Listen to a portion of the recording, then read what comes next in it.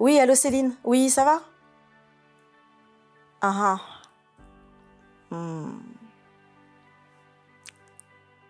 Attends. Oui, je comprends. Oui, je sais, c'est pas évident. Je sais.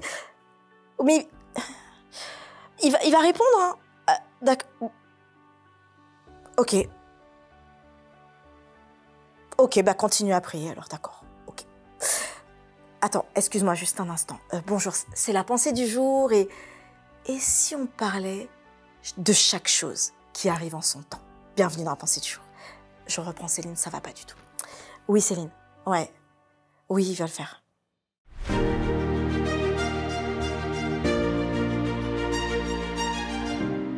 La pensée du jour se trouve dans Ecclésiaste 3, verset 11. Il fait toute chose bonne en son temps.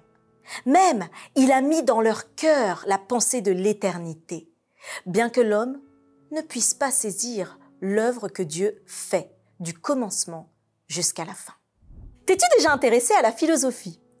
Est-ce que tu t'es déjà demandé, par exemple, pourquoi je pense et comment je pense? Ouais, c'est des choses hyper profondes. Moi, j'aime bien me poser ces questions-là. En tout cas, j'aime beaucoup regarder aux différents philosophes des premiers siècles comme Socrate, comme Platon et d'autres qui se sont intéressés à qu'est-ce qu'est la pensée de l'homme, pourquoi Dieu est Dieu, qui est l'homme, toutes les questions existentielles qu'on pourrait se poser. Mais plus encore, comment est-ce que tu peux te dire que ce Dieu, il est là si tu n'en as jamais entendu parler avant? J'avais lu l'expérience d'une personne malentendante qui disait qu'elle n'avait jamais lu sur Dieu. Elle ne pouvait pas entendre, donc elle n'avait pas entendu parler de Dieu. Son entourage ne lui avait pas communiqué d'informations sur Dieu. Pourtant, au fond d'elle-même, elle savait qu'il y avait quelque chose de bien plus grand qu'elle. Elle savait qu'il y avait ce quelque chose, et c'était peut-être ce Dieu. Quand elle est venue à découvrir qui était Dieu, parce qu'on lui a fait découvrir les Écritures, on lui a fait découvrir la Bible et d'autres textes, elle s'est rendue compte que oui, ce qu'elle avait dans son cœur se confirmait alors qu'elle découvrait. N'est-ce pas puissant? Peut-être que c'est ton expérience d'ailleurs. Ce qui est sûr, c'est que Ecclésiaste nous invite à pouvoir comprendre et voir les choses.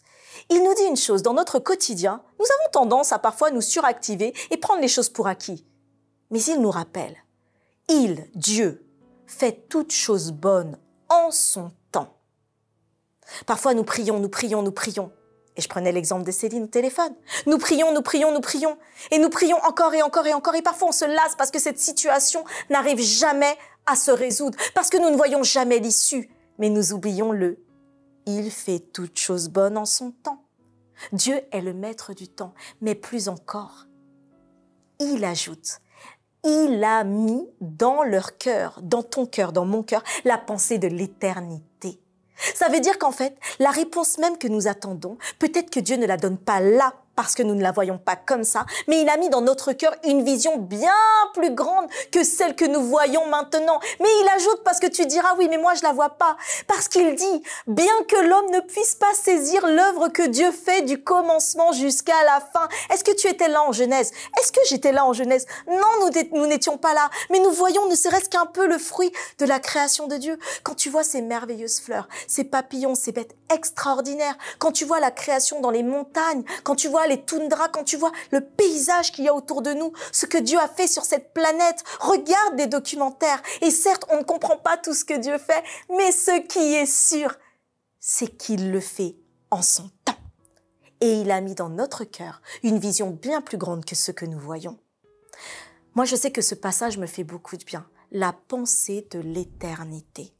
Parce qu'elle me dit que quand je ne comprends pas mon présent, j'ai un Dieu qui, lui, est éternel et qui a choisi et qui me fera sortir de cette situation parce qu'il m'a choisi et parce qu'il a choisi le bon moment de me le montrer. Il me fera sortir de cela et je le verrai. Alors toi aussi, dis-toi aujourd'hui, quel que soit ce que tu vis, il a mis dans mon cœur la pensée de l'éternité. Je ne comprends pas, mais lui, il est éternel et lui me montrera.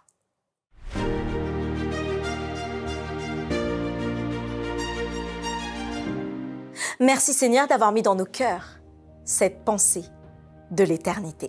Alors on passe le bonjour à Mathéo, à Josias Arthur, à Julien, à Kélina, à Kailua et à tous ceux qui nous regardent. Nous sommes heureux de vous avoir et nous espérons que vous pourrez continuer à nous laisser des petits messages parce que ça nous fait du bien, à vous abonner, à liker, ça permet que la parole soit répandue et surtout à se retrouver demain, 7 h, pour une autre pensée du jour.